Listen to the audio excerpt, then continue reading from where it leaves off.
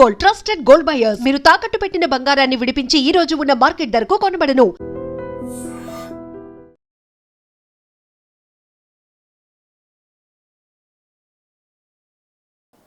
ఇంత చెప్తున్నారంటే ఇంటర్నల్‌గానే రాకేష్ రెడ్డి గారి మీదే చాలా ఉంది. ఏదో ఒక మూమెంట్ అనేది వస్తుంది. అప్పుడు ఇలా బ్రహ్మాండం బద్దలైంది అన్నట్టుగా ఒక్కసారిగా బర్స్ట్ అయ్యేటువంటి సిట్యుయేషన్ ఏదో కనిపిస్తుంది. ఇంటర్నల్‌గా బోలెడంత మదన పడుతున్నారు. చాలా సైకలాజికల్‌గా కూడా మీకు ఆ ఇంపాక్ట్ అనేది కనిపిస్తుంది.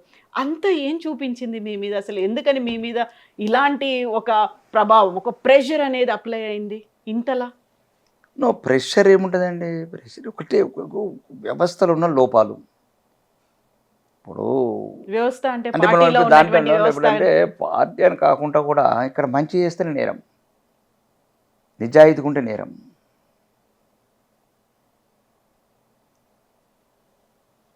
ఉన్నది ఉన్నట్టు మాట్లాడితే అదొక రకం, అంటే అన్ని రకాలుగా. కాబట్టి దాంట్లో కొద్దిగా డైలామాలు ఉన్నా. ఉంటారా బీజేపీలో?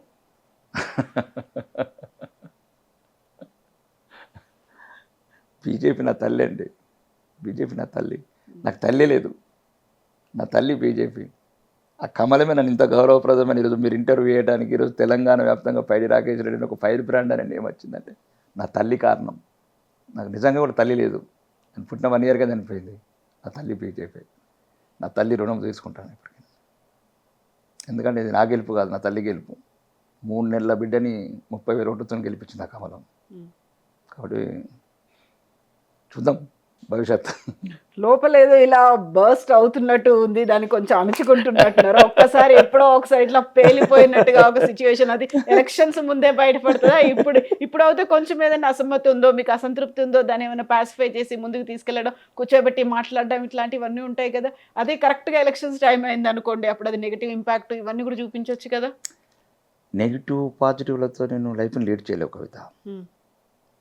దారి ఒకసారి ఆయుధం పట్టిన తర్వాత తనవాడేవాడు పరాయవాడు యుద్ధం చేయలేవు. శుద్ధం అంటూ మొదలు పెడితే కరవాలని తీసినామంటే రక్తం చూడాల్సింది. ఎవడు నావాడు ఎవడు నీవాడు ఉండడు రాజకీయ క్షేత్రంలో. కృష్ణుడు గీతాసారమే అది. అర్జునుడు యుద్ధం చేయమంటే ఒకటే చెప్పిండు, అర్జున నువ్వెంతమంది ఉన్నా అధర్మం వైపు ఎవడు ఉంటే వన్ లేపే అన్నాడు. ఒకసారి కరవాలని తీసినాం. అది ప్రజాస్వామ్యయుతంగా చెప్తున్నాను, అంటే చెప్పటం మీకు కొద్దిగా కరెక్ట్ క్లిక్ అవుతుంది మీ వ్యూవర్స్కి అని చెప్తున్నాను. చాలామంది రాజులు కత్తి తీసిన తర్వాత దాని రక్తం టచ్ చేసి మళ్ళీ లోపల పెట్టేవాళ్ళు. ఇంకా నా జీవితం ఇంకా బయటికి కరవాలని తీశాను. ఇది ఆ కరవాలం ఎవరి మీద పెట్టిండ్రు? రాష్ట్ర అధ్యక్షుడి మీదే గురి చేసి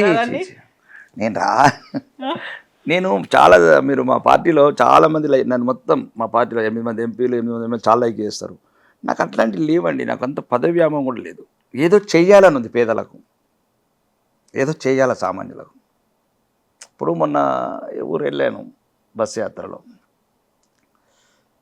మల్లాపూర్ పక్కన ఏదో ఉంది, ఖానాపూర్ ఏదో సమ్ విలేజ్, ఖానాపూర్. ఒక రైతు అంటున్నాడు, 40-50 రోజులైందయ్యా అన్నీ అవేంటారు మొలకలు వచ్చినాయి,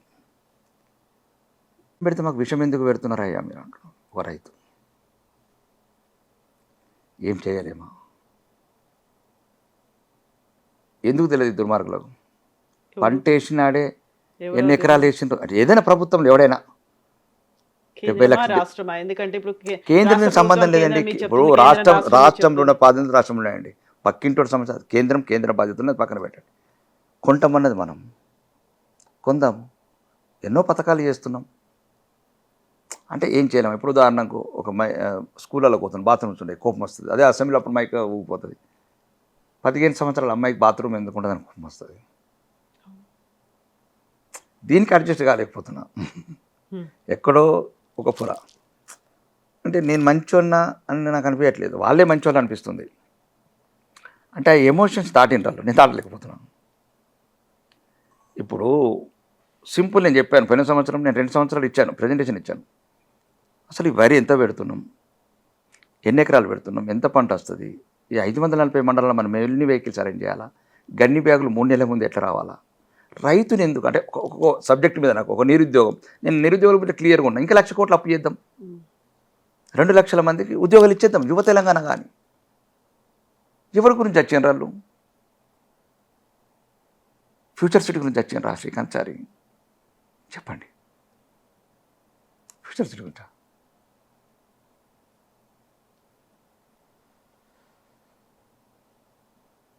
అంటే మనమేం చేయలేకపోతున్నాం. వాళ్ళకు ఉద్యోగాలు వస్తాయని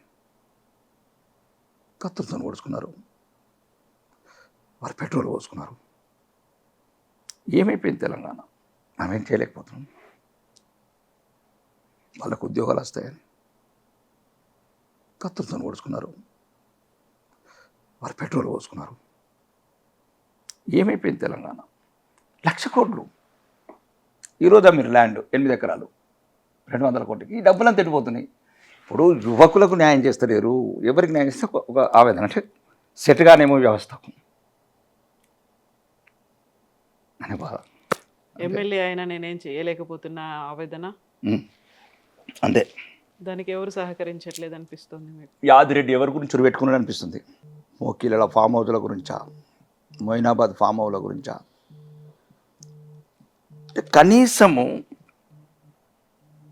కనీసం అసలు తెలంగాణ ఎందుకు ఏర్పరచుకున్నాం? ఎవరో ఏదో వస్తుందని చావలేదండి, ఉద్యోగాలు వస్తాయని చచ్చారు మేజర్ యువత. అసలు మరి ఏదో మళ్ళీ మోసపూరిత ప్రకటనలు అదే ఇదంటారు, కుటుంబాలలో ఉద్యోగాలు ఇచ్చుకుంటారు, కుటుంబాలలో పదవులు ఇచ్చుకుంటారు తప్ప. నేను ఒక ఫోకస్ విజన్ ఉండాలి, పార్టీలకు అతీతంగా చెప్తున్నది. ఇప్పటికీ ఒక్కొక్క మంత్రి దగ్గర 50 సార్లు వెళ్ళాను, న్యాయం జరగదు. మీరు కావాలంటే వీడియోలు చూడండి, అసెంబ్లీ చెప్పిన సిగరెట్ తిరిగి తిరిగి తిరిగి తిరిగి కాళ్ళు నొప్పి పెడుతున్నాయి. ఏం కాదు. మార్చలేరా? ఒక ఎమ్మెల్యే అయ్యుండి మీరే ఆ మాట అంటున్నారు అంటే కాదా, జరగదా? ఏం జరుగుతుంది? చెప్తున్నాం కదా, ఇప్పుడు పోతారు సింపుల్గా. ఒక ఎక్కడ దగ్గరికి వెళ్తామని జనరల్గా ఎక్కువ మట్టుకి పేదలు ఎక్కడెక్కడ ఉంటే అక్కడ చదువుతున్నారు. అది ఏమిటారు, మిడ్ డే మీల్స్ ఉంటాయి, దానికి డబ్బులు రావంటారు. ఆ పిల్లలకు పెట్టేదే పల్చడి చారు, కారపు చారు, దానికి డబ్బులు ఇయ్యరు. వీళ్ళకి హెలికాప్టర్లకు మంత్రులకి, అంటే కొన్ని ఒక డిఫరెంట్ ఉన్నది వ్యవస్థ. మీరు ఇప్పటిదాకా ఒక అగ్రెసివ్గా ఉండేవాళ్ళు, ఫైర్ బ్రాండ్గా ఉండేవాళ్ళు, మీలో ఒక బయటికి కనిపించినటువంటి ఈ కోణం ఇంత సెన్సిటివ్గా ఇట్లా ఉంటారా? అసలు ఇంత ఎమోషనల్ అవుతారా? I'm Singh you for the first time. ఇట్లా మీరు కనిపించడం వెరీ ఫస్ట్ టైం. కళ్ళలో ఆ చెమ్మ కూడా కనిపిస్తున్నట్టుంది. ఎందుకట్లా? నేనేమంటున్నానంటే ఏం చేయలేకపోతున్నాం, ఏం చేయలేమేమో, ఇంకా మోసం చేసుకుంటే ఎందుకు ఉండాలి ఈ వ్యవస్థలో? ఇప్పుడు మీరు ఒక బాధ్యతమైన పదవి ఉన్నప్పుడు ఏం చేయలేకపోతున్నాం. ఒక్కొక్క మంత్రి దగ్గరికి 25 సార్లు తిరిగాను 2.5 years నుంచి. ఫైనాన్స్ మంత్రి దగ్గర 50 సార్లు తిరిగాను. సీతక్క దగ్గరికి 30 సార్లు తిరిగాను. సింగిల్ రూపీ కేంద్రం ఇవ్వట్లేదు అనేదే కదా అది వాదన. వేరే సబ్జెక్ట్ అండి. నా బడ్జెట్ అడుగుతున్నా. నేను ఆర్మూర్ శాసనసభ్యుడిని. వ్యక్తిగతం పక్కన పెట్టి సమస్యలు కూడా ఎందుకు ఫ్యూచర్ సిటీ అసెంబ్లీ అడిగాను. మీ రియల్ ఎస్టేట్ల గురించి, విద్యార్థులకు ఉద్యోగాలు లేవు, ఒక గ్రామీణ ప్రాంతాలలో మౌలిక వస్తుంది, గ్రామ పంచాయతీలు లేవు, ఏమంటారు సబ్ హెల్త్ సెంటర్స్ లేవు, మహిళా భవనాలు ఈ మధ్యలో కడుతున్నారు. అడుగడుగున అవినీతి చూస్తున్నాం కదా. 100 కోట్లు ఒక్కొక్కడు ఓపెన్ చేస్తే 100 కోట్లు, 2,000 కోట్లు, 500 కోట్లు. ఇదే యువతనేమో 5 రూపాయలకు అదేదో ఈ మధ్య నిద్రమ్మ పేరు మార్చారు, మహాలక్ష్మి ఏమంటుంది, MCH పెడుతుంది కదండి, ఆ 5 రూపీస్ మిల్స్, అన్నపూర్ణ మిల్స్. వీడికేమో 100 కోట్ల అవినీతి, వీడికి 5 రూపాయల మిల్స్. చదువుకున్నోడు, పీజీలు చేసినోడు, దీన్ని ఎట్లా బ్యాలెన్స్ చేయలేకపోతే కొద్ది గొప్ప చేయొచ్చు కదా. ఇప్పుడు భవిష్యత్ తరాలకు పనికి రావాల్సిన ల్యాండ్స్ ఉన్నాయి, అమ్ముకుంటున్నాం 100 కోట్లు. మరి ఆ డబ్బాను యువతకు కేటాయిస్తాం, అది భవిష్యత్ తరాలు ఆస్తాయి కదా.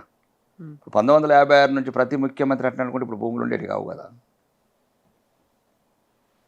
కాబట్టి మొత్తం ఒక రకంగా భూమ్రమైంది వ్యవస్థ. నాకు తెలిసి అంటే వాళ్ళే కరెక్ట్, నేను కరెక్ట్ గాను. సెట్ చేయాలంటే ఏం చేయాలంటారు? ఏం జరగాలి? సెట్ చేయాలంటే ఏమవుతుంది, ఆ సెట్ చేసేటోళ్ళు చేయాలా పెద్దవాళ్ళు. ఇప్పుడు ఎవరైనా అంటే రాష్ట్రం వరకు అది చెప్తున్నాను, ఈ రాష్ట్రంలోనే ఎవరైనా సరే చెడ్డ వాళ్ళని కాదు, కానీ ఎక్కడ వీళ్ళ విజన్ ఎవరిస్తున్నారు? అవినీతి అధికారులు. ఏ ప్రభుత్వంలో వాళ్ళే ఉంటారు. బీజేపీ వస్తే ఇదంతా సెట్ అయిపోతుంది మొత్తం కాకపోవచ్చు, కొంత మార్చచ్చు. అంటే మళ్ళీ నేను అదే అంటున్నా, పార్టీలకు అతీతంగానే చెప్తాను తప్ప నేనేదో మీదికెళ్ళి తీసుకొచ్చి చంద్రుడిని తీసుకొస్తానని చెప్పట్లేదు. ఇప్పుడు మీరే చెప్పండి, ఈ 1200 మంది ఎందుకు వచ్చారు? తెలంగాణ కోసం. తెలంగాణ వస్తే మెయిన్ ఎవరు రాష్ట్రం చనిపోయింది, ఎవరు మేజర్ ఎవరు చెప్పండి? బడుగు బలహీన వర్గాలు, యువకులు ఎక్కువ, యూత్ ఎక్కువ. ఎక్కువ. నేను ఇంకా వేరే సబ్జెక్టులకు పోవట్లేను. ఉచిత బస్సు వస్తాను చావలేదు, ఉద్యోగాలు వస్తాయని సచ్చిండ్రు. అవును, ఒకవేళ మీరు ఇవ్వాలనుకుంటే మహిళలకు ఉచిత విద్య ఇవ్వండి కార్పొరేట్ హాస్పిటల్లో, ఉచిత వైద్యం ఇవ్వండి కార్పొరేట్ హాస్పిటల్లో. ఒకవేళ మీకు మహిళల మీద ఎంత ఇంపార్టెంట్ ఉంటే 10 రూపాయలు ఉచిత బస్సు ఎందుకు ఎక్కిస్తారు వాళ్ళని? ఇప్పుడు మీకు మహిళలే ఇంపార్టెంట్ అనుకున్నప్పుడు ఆ మహిళలకు మంచి కార్పొరేట్ వైద్యం ఇవ్వండి. అదేమంటారు, యశోదనో అపోలో ఉన్నాయి అనుకున్నా అలా ఫ్రీ ఇవ్వండి మహిళలకు. అంటే నేను అనేది ఏంటంటే చౌకబారు, మోసపూరితం, ప్రజలు కూడా దానికే కొద్దిగా ఇక మనం చెప్పలేము. అంటే ఒక రకమైన విచారాలు మనం ఏదో పెద్ద మంచి వాళ్ళ కిందకి వస్తుంది.